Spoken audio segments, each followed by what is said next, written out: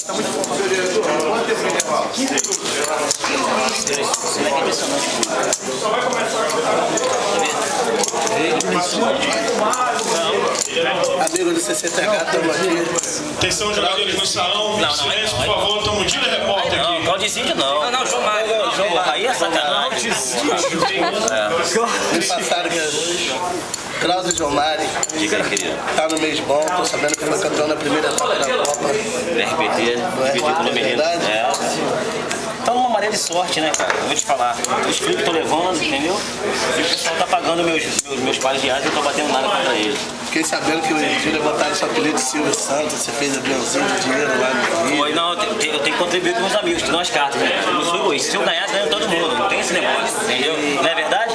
Sempre foi assim. E o que você tá achando do CCTH? Tava achando ruim, mas agora depois dessa mão comecei a achar bom. Entendeu? É. Mas você tremeu com esse último 6 aí. Porra, tremi, o coração disparou, cara. Não viu, não? Eu achei que fosse o 6. Mas por que a essa Patrícia, comparação? a Patrícia ia perder a carona, que eu ia sair daqui tiltado, descia ali pelo elevador e ia embora. Mas por causa de que essa comparação com o Cláudio Egídio?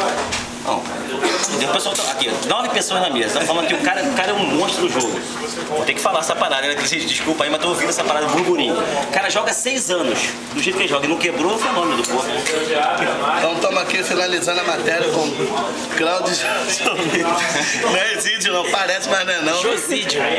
Então, boa sorte pra você. Cara, como é que você consegue falar mal do último campeão do CCTH?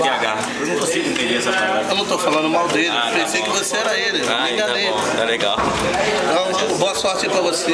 Obrigado. Que se passe bem. Eu só consigo na sorte. Que eu já tô sabendo que você tá no meu direito também, tá? Isso aí, tá bom. Ganhei a torcida do Faz uma Gíria, já posezinha viu? aí pra foto.